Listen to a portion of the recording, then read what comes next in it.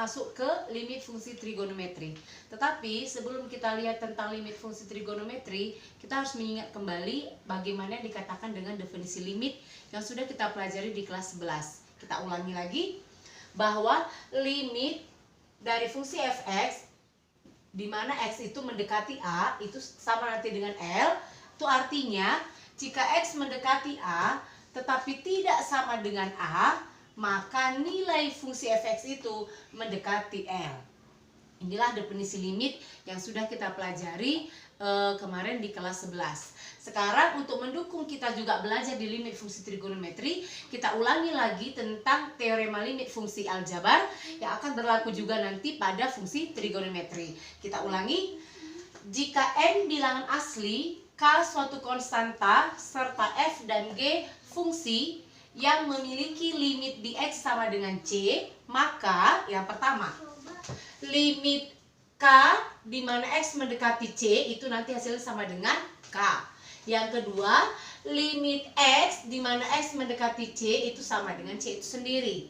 Kemudian yang ketiga, limit dari k dikali dengan fx untuk x mendekati c ini nanti sama dengan k dikali limit x mendekati c dari fungsi fx.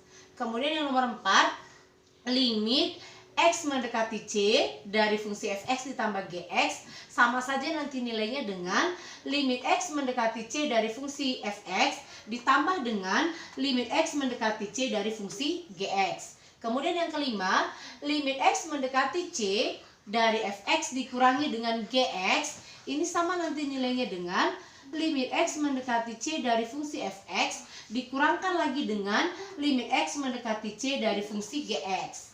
Kemudian yang keenam, limit x mendekati c dari fungsi fx dikali dengan gx ini nanti sama nilainya dengan kedua limit itu kita kalikan, yaitu limit x mendekati c dari fungsi fx kita kalikan dengan limit x mendekati c dari fungsi gx.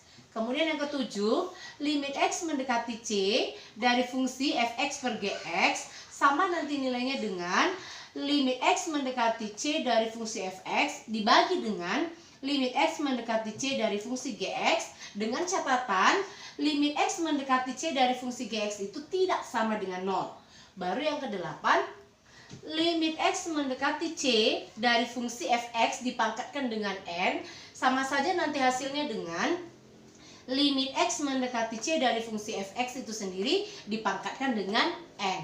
Kemudian yang terakhir yang kesembilan, limit x mendekati c dari akar pangkat n dari fungsi fx juga sama nanti nilainya dengan akar pangkat n dari limit x mendekati c dari fungsi fx dengan catatan limit x mendekati c dari fungsi fx itu harus lebih besar sama dengan 0. Artinya ini harus bernilai positif. Untuk n itu adalah genap. Nah, inilah nanti materi pengantar kita untuk kita bisa belajar tentang limit fungsi trigonometri.